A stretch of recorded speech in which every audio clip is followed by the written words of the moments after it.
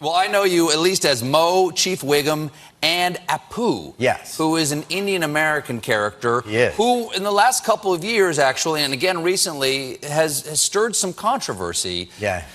You know, the idea that anybody was young or old, past or present, was bullied or teased based on the character of Apu, it just really makes me sad. It was certainly not my intention. I wanted to spread laughter and joy with this character, and the idea that it's, brought pain and suffering in any way, that it was used to marginalize people, it's upsetting, genuinely. I'm perfectly willing and happy to step aside or help transition it into something new. I really hope that's what The Simpsons does, and it not only makes sense, but it just feels like the right thing to do to me.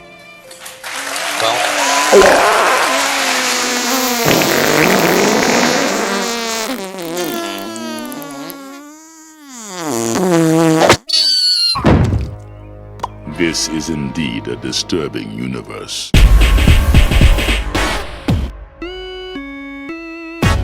So we've reached episode 8, The Telltale Head. It's number 7G07, and it originally aired on February 25th of 1990. It was written by Al Jean, Mike Reiss, Matt Groening, and Sam Simon. It was the first episode directed by Rich Moore, and of course the showrunners were Matt Groening, James L. Brooks, and Sam Simon. And this is a good episode that shouldn't be skipped by anyone who hasn't seen it. But even if you have, it still might be worth watching, because this episode is packed full of first appearances and historic Simpson lore. And obviously this is another Bart episode. And as far as Bart episodes go, this one is the first one where he actually causes some serious trouble. Not just something that pisses off his teachers or his parents or Principal Skinner. No, in this episode, Bart pisses off the entire town of Springfield. But apparently this episode was such a mess, there were lots of changes made in the writing and the animation.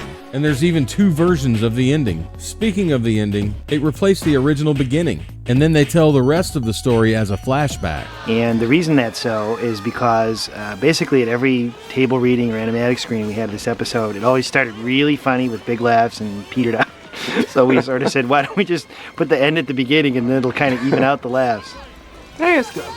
At what point did that happen? I feel like it happened at the color screening. Okay, because I remember watching the episode at home, having been one of the writers on the script and saying, what happened here? No, it happened at the color I was screening. as surprised as any viewer to see this whole thing happen. I think it should also be mentioned just how important the angry mob is to The Simpsons. When the citizens of Springfield come together with pitchforks and torches, together they practically take on the persona of a whole other character. It's basically just mass hysteria. It's a very special side of the show that you don't see all the time. But when it rears its ugly head, everyone pays attention because we know something's about to happen. But this is just the first angry mob of the series, so don't get your hopes up too high, because the story of this episode is extremely simple. Bart cuts off the head of the statue of the town founder, Jebediah Springfield. What have I done? And I think most everyone probably already knows this episode well. I mean, it was even mentioned in South Park. This act, of course, reminded us all of the time that Bart Simpson took the head of the Springfield statue in one of their classic episodes. Bart's relentless guilt causes him to admit his vandalism to the entire town at the risk of his own life, and the town of Springfield decides to forgive him. Like I said, this plot is very simple, but there are so many important notable moments throughout, it can still hold your attention even after 35 years. Notable moments like the first appearance of Krusty the Clown, or as the IRS knows him, Herschel Krustofsky. And we've already seen Krusty several times throughout the previous 7 episodes, including the season 1 opening. But this is the first time we're seeing Krusty in person, although he did previously appear in a Tracy Ullman short. And what's your name, little girl? And what's your name, little boy? I'm Bart Simpson. Who the hell are you? Why, I'm your old pal, Krusty. Oh, yeah? Then what's Krusty's secret motto? Instead of feeling sad and blue, keep a Krusty smile on you. Listen, pal, I don't know how you found out Krusty's secret motto, but you're still an imposter. Kids in TV land, you're being duped. Why, you little... But I don't suppose we can be 100% sure that that was indeed Herschel Krustofsky. It may have just been a guy dressed as Krusty the Clown. Who knows? So we have our first appearance of the hypocrite, Reverend Timothy Lovejoy. This guy really hates his job, but it's probably only because of Ned Flanders. So this is the first appearance of the Sunday school teacher, Miss Albright. And I think she reappeared in another episode about the Ten Commandments. I think it's Homer versus Lisa in the Eighth Commandment. Mm-hmm. Does she have a name? What was her name? Mrs. Yeah, I didn't know this character's name either. I had to look it up. She's not exactly a memorable character, but she does show up from time to time in future episodes. The first appearances of Jimbo, Kearney, and Dolph. There they are. Yeah. I remember, Al can help me on this, because it was 4 of us writing it, which is pretty unusual for a TV script, 4 people pitching in. And I remember it being a lot of fun, and it went very fast, like 3 days. It was an act a day, yeah.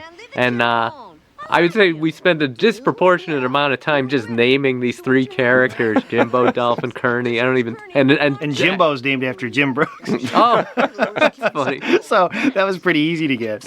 And after 12 years, I don't know which is Dolph and which is Kearney. I think Dolph. Kearney is the bald guy. Dolph is, the one with the hair over one eye. But the voices switch. I think Jimbo in this was voiced by Tress MacNeille, but I think it switched to Pamela Hayden as the series progressed.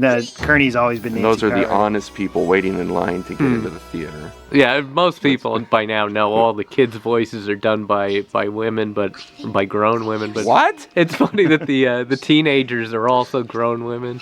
Now don't you kids take anything. I'm watching you. I've got eyes in the back of my head.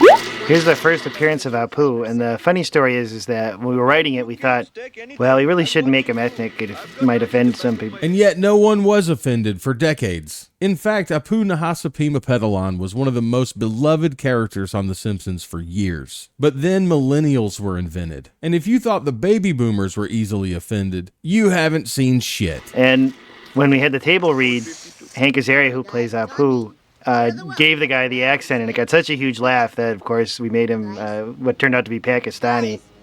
He's named Apu after the Satyajit Ray film trilogy, and his last name, Nahasapima Petalan, was a friend of one of the writers, Jeff Martin, in high school. So when this commentary was recorded back in 2001, it was considered very polite of Al Jean to give credit to Hank Azaria for coming up with the voice of Apu on his own. But after some woke millennial made this documentary called The Problem with Apu, The Simpsons' initial response was basically, "You're too sensitive. Get over it." What am I supposed to do? It's hard to say. Something that started decades ago and was applauded and inoffensive is now politically incorrect. What can you do? Some things will be dealt with at a later date.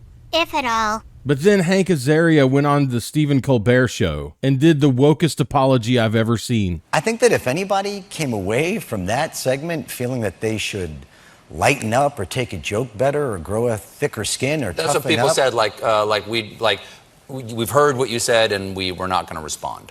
Yeah, that's certainly not the way I feel about it. And that's definitely not the message that I want to send. Well, what do you think should happen with the character going forward?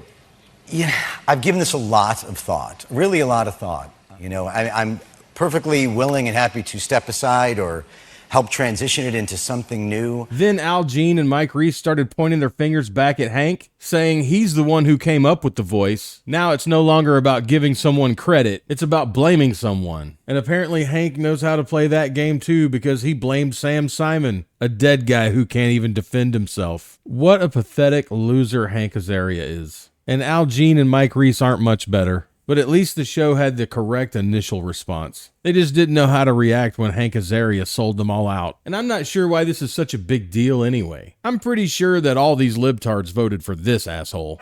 You cannot go to a 7-Eleven or a Dunkin' Donuts unless you have a slight Indian accent. I'm not joking. Oh, gigantic. 152. That's Sideshow Bob's first appearance, of course, looking nothing like he did.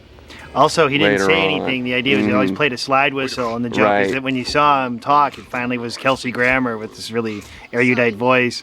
We tried at the last second to get the new design animated for this show, but they didn't have time overseas to do it. So since that episode is coming up pretty soon, I'm just going to save the conversation about that character and his voice actor for that video. And there are plenty of other notable moments in this episode. but I think the ones I've already listed are the most important, other than the alternate ending, which I just can't show here in this video, because if I did, there'd be all kinds of copyright shenanigans. But I did include it in the long version of this video, which is on Rumble, Odyssey, and Quarter.tv. That version is roughly 45 minutes long, and I was surprised because I hadn't seen that ending since it originally aired back in 1990. I don't even think I remembered that it even existed. I actually think I like the DVD version a little bit better, but at the end of the day it doesn't really matter, because neither of these endings are all that spectacular. And it's actually pretty common for The Simpsons to have a disappointing ending. It's really more about the journey. But as far as Simpsons episodes go, this one ranks pretty low when you're looking at the entire series. But in terms of the episodes contained just in season 1,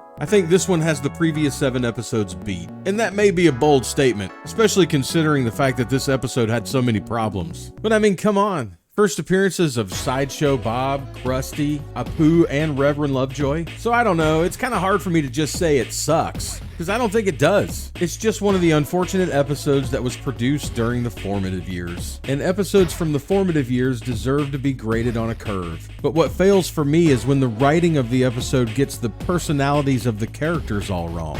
And the Telltale Head seems to have gotten that part right better than the 7 episodes that came before it. Even the ones written by Schwartzwelder. But I only mean Bart the General and Call of the Simpsons, because we haven't made it to Life on the Fast Lane yet. Want to take a wild guess what the next episode is? See you next week.